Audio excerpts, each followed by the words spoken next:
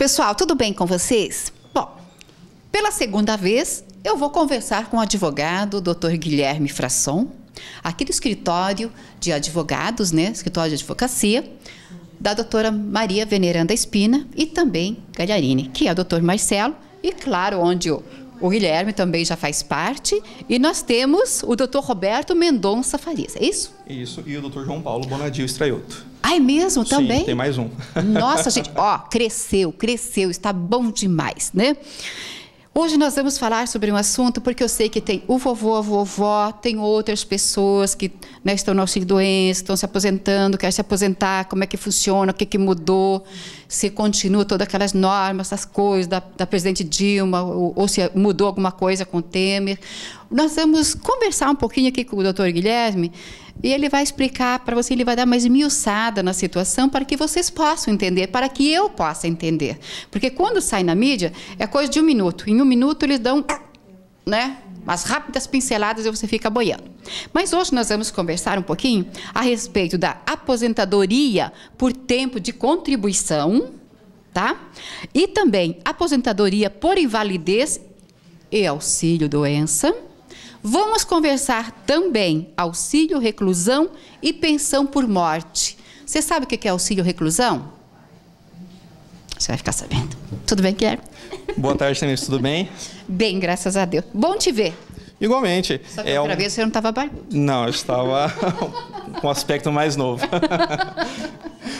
Primeiramente, uma boa tarde para todos que estão assistindo, boa tarde para você, Tamires. É uma honra, uma alegria estar aqui mais uma vez, falando de uma matéria tão importante, né, na vida do administrado, na vida do contribuinte, e que muitas vezes aí as pessoas não têm conhecimento. É verdade. Né? E então eu vim aqui tecer alguns comentários breves, né, numa tentativa de linguagem acessível, para mostrar para a população que o direito previdenciário não é um bicho de 7 cabeças. Né? E também dar algumas dicas de como que a pessoa deve se portar, né, ao longo aí dos seus anos de trabalho, para que lá no final a pessoa não tome um baque na hora de se aposentar. Uma das alterações que eu reputo importante estar comentando aqui é a aposentadoria por tempo de contribuição, porque essas novas alterações causaram uma certa dúvida, né, no meio da população. Isso não só aqui no âmbito municipal, mas no Brasil inteiro. Muitas pessoas falavam que eu vou aposentar com 95 anos, com 90. Eu já estou morto e não me aposento. Exatamente. E não é bem assim. Não é bem assim que aconteceu. Isso justamente porque é falta de informação. E eu vou tentar aqui, nesse primeiro momento, trabalhar alguns aspectos dessas novas regras. Porque muita gente está naquela dúvida, eu estava falando até com o Guilherme antes, e pontos. 95 pontos, 85 pontos? Puxa vida, me aposentar com 95 anos? A mulher com 85 anos? O que é isso? Vamos explicar, sim, né? Justamente. Existe, aqui no ordenamento jurídico, uma aposentadoria por tempo de contribuição. Sim. Correto? Ela não prevê idade.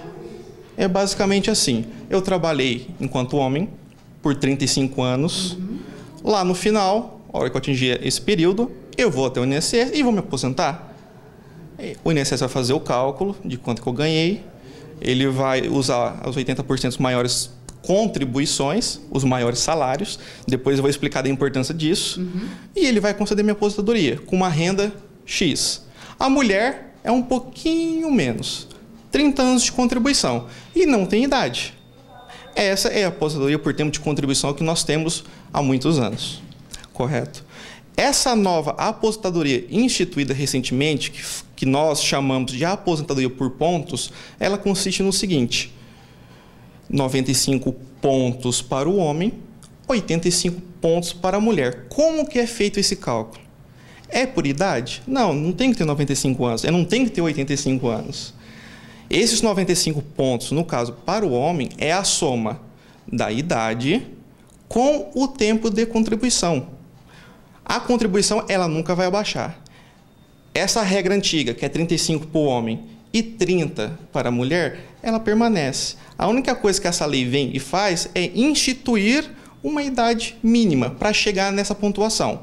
Então, se eu sou homem e trabalhei por 35 anos, eu tenho que ter, obviamente, 60 para alcançar os 95 pontos. E aí que está a diferença e que muitas pessoas não têm esse conhecimento. Então, eu não vou aposentar com 95 anos de idade. Eu vou ter 60 e 35 anos de contribuição para fechar os 95 pontos. Dá para aproveitar a aposentadoria? Dá pra aproveitar, com certeza, por muito tempo. A mulher, de igual forma. A mulher tem que ter os 30 anos de contribuição, no mínimo. A contribuição ela nunca vai abaixar, não sofre alteração. Você pode ter mais, mas não pode ter menos. Então, para a mulher, são 30 anos, mais 55 anos de idade. Que também, obviamente, vai garantir aí uma aposentadoria relativamente cedo. Por que dessa alteração? Como eu falei no começo, nós temos essa aposentadoria por tempo de contribuição que ela existe ainda, só que ela não exige idade. Então, com 35 anos eu aposento, sem limite de idade, e a mulher com 30 anos também se aposenta sem ter idade. Só que nessa aposentadoria normal, o que acontece? Incide a aplicação de um fator previdenciário. O que é esse fator previdenciário? É um cálculo que o governo aplica para evitar justamente que as pessoas aposentem mais cedo. Então, muitas vezes, o que acontece? Eu vejo segurados que trabalham durante 35 anos, no caso dos homens, e 30 no caso das mulheres, chegam para se aposentar ali com 50 anos de idade, 52, 53, a hora que pegam a aposentadoria, caiu mais da metade do salário. Essa regra existe? Existe. Ela ainda é a regra geral. No entanto, o que o governo fez? Ele instituiu essas novas regras dos pontos 95 e 85 justamente para cortar o fator previdenciário, para que assim as pessoas possam aposentar com 100% da média do que recolheram e não mais ter essa defasagem na aposentadoria. Um detalhe importante tem que ser falado aqui. Não adianta eu passar a vida inteira recolhendo sobre o salário mínimo e nos últimos 2 anos, 3 anos, chegar para o meu empregador e falar assim, vamos recolher no máximo no teto da Previdência, que eu vou aposentar com o máximo. Não vai. Não vai. É dinheiro que você vai... É dinheiro jogado fora. Por quê? Como eu falei há pouco, o INSS, na hora que faz o cálculo, ele reúne um tempo, certo, de contribuição que vai fazer o cálculo, ele vai descartar os 20% menores salários de contribuição e vai utilizar os 80% maiores. Então, se você contribuiu por 35 anos, 33 você contribuiu só no salário mínimo, nos últimos 2 você aumentou para o teto, recolhendo 400, 500 reais, você vai aposentar com o mínimo. E aquele dinheiro que você recolheu a mais, você perdeu. Então, é um erro muito comum achar que a pessoa vai conseguir enganar ali para aumentar o salário. Não vai. Essas são as regras que vieram, eu reputo, importantes, porque no fundo, você não vai fazer com que o segurado trabalhe mais, né? Mas vai garantir que ele, de fato, tenha uma renda melhor. Porque hoje a pessoa trabalha os 35 anos, trabalha, só que ela está aposentando relativamente cedo. E ela continua trabalhando para fazer a angariação de uma renda extra. Então, se ela, para fazer isso, por que não trabalhar um pouquinho mais e garantir um valor maior? Daí dá. Aí dá, sem problema. É o que essa nova lei, que é essa aposentadoria por pontos, vem para fazer. Evitar que as pessoas aposentem mais cedo e garantir que as pessoas recebam um salário da aposentadoria um pouco maior. Do que se ela pegasse a regra geral, que é aos 35 anos, de novo, para homem e 30 para mulher, com a aplicação do fator, que se aplicar o fator previdenciário, vai cair, a menos que a pessoa já tenha uma idade relevante, aí o fator ele vai acabar condizendo ali com a nova regra. Do contrário, a renda vai cortar e muito. Essa é uma alteração que veio a calhar sim e não é nenhum bicho de 7 cabeças, também não é nenhum, vamos dizer assim, nenhum prejuízo para o segurado. Chegou uma pergunta aqui para nós agora, do seu Júlio, né? Então, você como já sabe da pergunta, Guilherme, então você estará respondendo já diretamente para ele. No caso do seu Júlio, ele está com um problema de doença e ele está buscando esse 1 ano e meio que falta para ele completar os 35 anos para ele atingir a aposentadoria.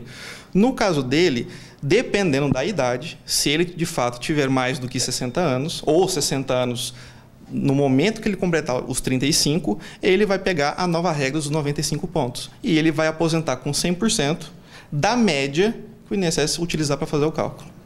Simples assim. Até eu comentei, eu conversei com ele e eu falei assim, por que o senhor já não se aposenta, né? Vai esperar um ano com todo esse sofrimento, né?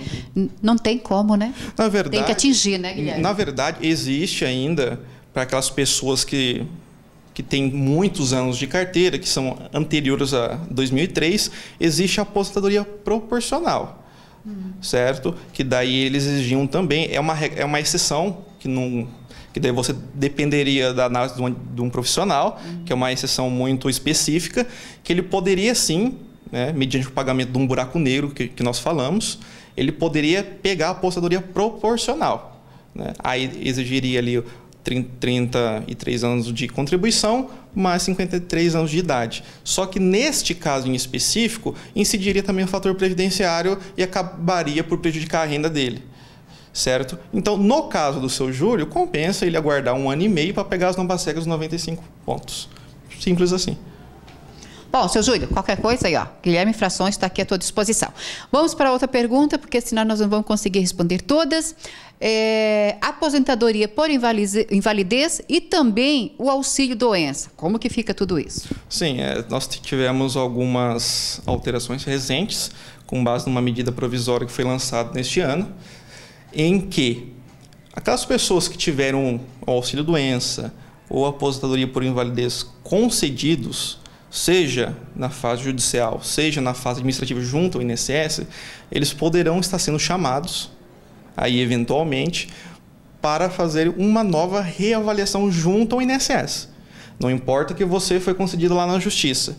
Se a decisão, no caso do juiz, não fixou um tempo certo de quanto, né, do período que ele vai receber, vai valer por 120 dias. Então, a partir do 120º dia, o INSS a qualquer momento pode chamá-lo a comparecer e a fazer o exame. Se for, aí pode acontecer duas coisas. Ou o INSS verifica que ele está capaz para alguma atividade e manda para a reabilitação profissional. O que é uma reabilitação profissional? Ele vai estudar. Ele vai se qualificar para ser reinserido no mercado de trabalho. Ah, mas eu vou estudar? Como é que funciona isso? Sim, o INSS te encaminha para alguma instituição. O curso é grátis, obviamente. O segurado não vai ter que despender nada do bolso. E ele vai continuar recebendo esse auxílio até concluir a reabilitação. Se o curso demorar 1 ano, 1 ano e meio, 2, ele vai receber tranquilamente. A partir do momento que ele concluiu, ele apresenta aquela documentação, aquele certificado para o INSS e eles vão fazer uma reavaliação para ver se ele pode, de fato, exercer aquela profissão. Se também não acontecer ele não poder retornar ao trabalho, aí o INSS ele poderá aposentá-lo por invalidez. Se for o caso do auxílio-doença. Enquanto estuda, está ganhando. Está ganhando. Tudo certinho. Sim, exatamente. Aqueles que recebem a aposentadoria por invalidez, como o próprio nome já diz, é uma aposentadoria. Qual que é a diferença dos dois? O auxílio-doença é para aquelas pessoas que têm uma incapacidade temporária para o trabalho. Então, se eu trabalho numa empresa, eu fico mais de 15 dias incapacitado para o trabalho, a empresa paga os 15 primeiros dias e a partir do 16º o INSS assume. Então, o segurado ele tem que ser submetido ali a uma perícia médica, ele vai levar... Aqui é um detalhe importante. Quando for na perícia, lá no INSS, procure sempre levar algum documento médico. Por quê? O perito do INSS ele tem um prazo, infelizmente, muito curto de atendimento. Então, você tem que levar uma prova... Prevenido, então. Exatamente. Você tem que levar uma prova que demonstre para o perito que, de fato, você está incapaz. Porque muitas vezes o segurado chega no perito sem nada. E fala para ele, estou com uma dor nas costas. Mas ele fala, poxa... Tá, mas está com dor nas costas, mas o que você tem? Ah, eu tenho tal, mas você trouxe exame? Não. Não tem nada que comprove. Não tem nada que comprove. E muitas vezes o benefício não é concedido justamente por falta de informação da população. Então, toda vez que o segurado for agendar um auxílio ou até mesmo uma aposentadoria por invalidez, sempre procurar aí o atendimento de um advogado especializado na área ou tirar também informação do próprio INSS, que lá também eles são preparados para informar eventuais dúvidas ao cidadão. A aposentadoria por invalidez, voltando um pouco, ela também é um auxílio que visa ao segurado que está incapaz para o trabalho Mas, diferentemente do auxílio-doença, que é uma incapacidade temporária, a aposentadoria por invalidez é uma incapacidade permanente. Ou seja, eu não posso trabalhar. Então, o INSS vem e me aposenta. Ah, mas eu tenho 30 anos, eu quero me aposentar. Você vai aposentar? Dificilmente. Você vai receber um auxílio-doença, você vai sendo repassado todas as vezes que for chamado no INSS uma nova perícia, e lá na frente, se de fato ficar constatado que você não pode exercer mais nada, aí sim o INSS ele pode te aposentar por invalidez. Mas se a pessoa for muito nova, é quase que unânime que você não aposenta direto. Você volta no mercado de trabalho de novo? Se você não tiver condições, você pega o auxílio, porque é uma incapacidade temporária. Qual que é o período dessa incapacidade? Não sei, quem diz é o perito. Ó, eu vou ficar um ano, 2 anos, 3, eu conheço pessoas que já estão 5, 6 com auxílio. Não podem retornar, então eles permanecem no auxílio até o período do INSS decidir que ele está apto para aposentar por invalidez. As pessoas que têm 60 anos ou mais, elas não vão ser chamadas para fazer essa reavaliação no caso da aposentadoria por invalidez. Quem está aposentado por invalidez e tem mais de 60 anos não vai ser chamado. Por motivo da idade. Aqueles que recebem auxílio-doença, como que é um auxílio temporário, eles podem ainda ser chamados ainda depois de 60 anos. Porque a aposentadoria, igual eu já falei, é incapacidade total. O auxílio não. Então, simplesmente eu não posso, de uma maneira indiscriminada, ainda que a pessoa tenha mais de 60 anos, conceder para o resto da vida. Porque não é um benefício, vamos dizer assim, permanente. O auxílio-doença eu não posso fazer, por exemplo, um empréstimo. A aposentadoria por invalidez eu posso, porque é uma aposentadoria, é uma coisa definitiva. O auxílio não, é um auxílio, é algo temporário. Então, para aqueles que têm auxílio-doença mais de 60 anos, eventualmente eles podem ser chamados sim. Neste caso, vão ocorrer aquelas duas situações. Ou ele vai ser aposentado por invalidez, ou ele vai para a reabilitação. Isso aí quem vai decidir daí é o INSS com base nas peculiaridades do caso concreto. Viu, gente? Olha quanta coisa importante que nós estamos descobrindo aqui com o Dr. Guilherme. Auxílio reclusão e a pensão por morte. Que muitas pessoas também fazem confusão. Eu estava conversando com o Dr. Guilherme em off, muitas pessoas falam, comentários, né? Eu sou aposentada, mas, infelizmente, meu esposo veio a falecer, e ele também era aposentado. Então, muita gente fala assim, eu conversei com o advogado, ele falou que eu tenho que optar por uma aposentadoria, não posso ficar com as duas. Como fica também? Na verdade, essa pensão por morte, ela tem um fato gerador, que como o próprio nome já diz, é a morte. Se meu companheiro ou minha companheira faleceu e ele era registrado, ele tinha os requisitos para concessão, obviamente, eu, na qualidade de dependente, eu vou até o INSS, faço minha habilitação e eu vou começar a receber. Só que, além de eu receber essa pensão, eu também trabalho. Eu trabalho lá por 30 anos, contribuiu tudo certinho, por 30, 35 anos, me enquadro, eu vou lá, chego e me aposento. Eu não posso acumular? Pode. São fatos geradores distintos. Um é a morte do meu companheiro ou da minha companheira. O outro é a aposentadoria decorrente do meu trabalho, do meu esforço. A lei não prevê que eu não possa acumular. Se o INSS eventualmente nega a acumulação, o judiciário ele tem concedido aí a acumulação dos benefícios. São fatos geradores distintos, pelo menos é o meu entendimento, certo? Não tem nada na lei que fala que eu não posso acumular. Então vamos lá para o nosso auxílio reclusão. Você sabe o que é? Ou auxílio por morte? O auxílio reclusão também gera uma certa dúvida aí na população. Pensão por morte. A pensão por morte é o que acabamos de falar, né? Isso. O auxílio reclusão ele já é um pouco diferente. O auxílio reclusão é uma forma de pensão destinados aos dependentes daquele cidadão que foi Olha que interessante. Muitas vezes eu me deparo com a população reclamando, falando assim, olha, mas o governo está pagando para o bandido ficar preso, está pagando um benefício. Não é assim, entende? Esse benefício ele é pago aos dependentes do preso. Porque a família, muitas vezes. Não é o preso. É a esposa e os filhos. Exatamente. Muitas vezes a família não tem culpa de um erro cometido pelo pai. E pela mãe também, se for a mãe ou a rima ali de família, for a responsável pelo poder familiar. Então as pessoas não podem confundir isso. Ah, mas esse cidadão matou lá um pai de família, agora ele está preso, os dependentes dele estão recebendo, qual que é a justiça? Ele falou assim, não é uma questão de justiça ou não.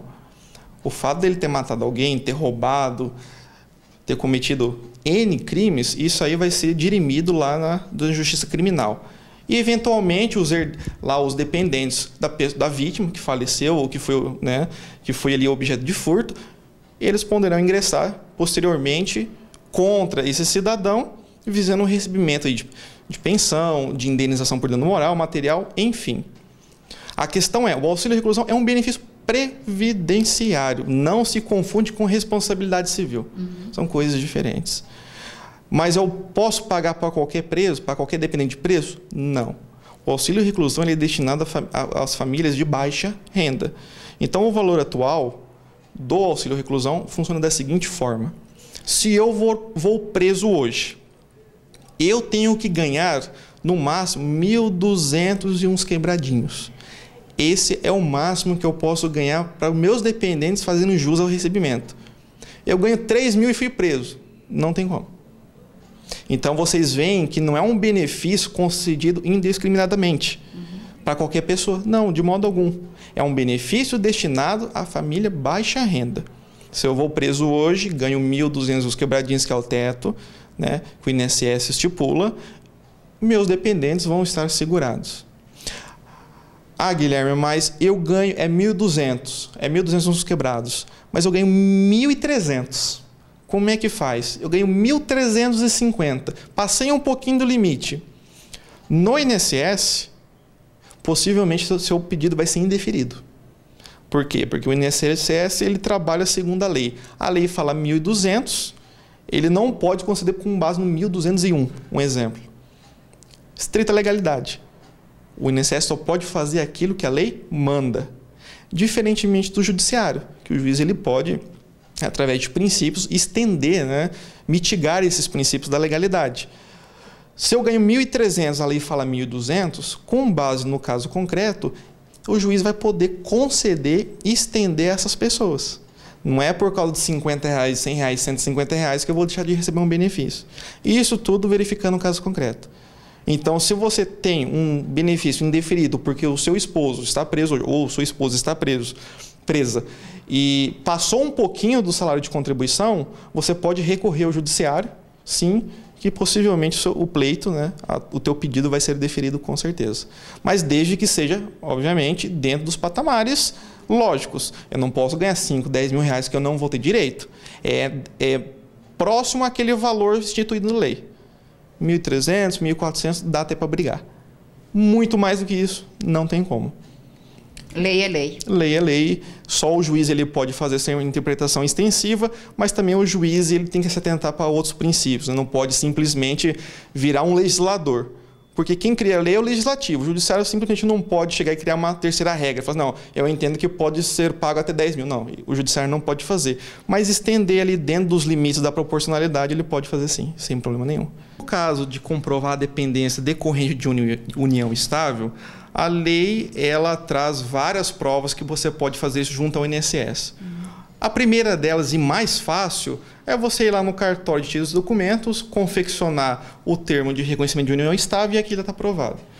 No caso de eu não ter esse reconhecimento e eu já estou com a pessoa há 5, 10 anos, como que eu faço para provar minha qualidade de dependente? Muito simples. Fotos, existência de filhos, conta conjunta, contrato de aluguel, todas as provas que confirmem que vocês de fato vivem juntos. São inúmeras provas, inclusive aí até a prova testemunhal, que é muito importante nesses casos. É bem simples de ser provado, muito simples. Bom, gente, olha quantas perguntas. Mas, gente, eu vou me colocar à disposição de vocês, eu coloco o programa Nossa Casa à disposição de vocês, eu já estou tomando até as rédeas aqui, tá, doutor Guilherme? Pode mandar as perguntas, e eu corro aqui, doutor Guilherme responde. Não. Eu nem sei se ele almoçou direito, viu? Nós estamos no começo da tarde aqui fazendo matéria com ele, porque a agenda está assim também.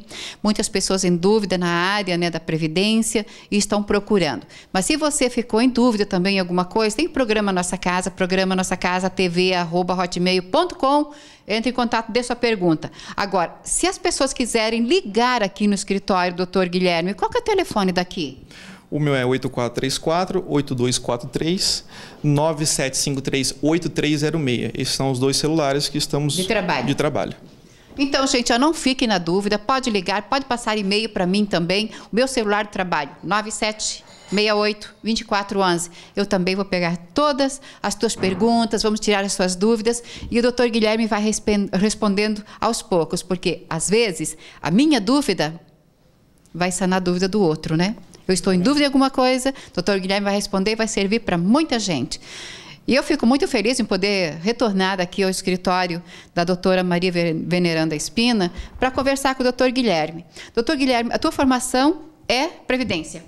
Sim, nós atuamos aqui muito no direito previdenciário. A minha especialização consiste em direito civil e processo civil, só que nossa ênfase de trabalho aqui é no direito previdenciário, no direito penal e no direito civil. Essa é a nossa área de atuação. O Dr. Marcelo, também que é nosso associado, atua muito na parte do direito do trabalho. Então, o escritório aqui é mesclado, um pouco, cada um atua numa área determinada. Exatamente, cada um no seu quadrado. Tá certo. Dr. Guilherme, te agradeço carinhosamente por este momento, por receber nós mais uma vez aqui no escritório, poder responder a respeito desses assuntos que muitas pessoas estão na dúvida e agora você vai esclarecendo aí aos poucos.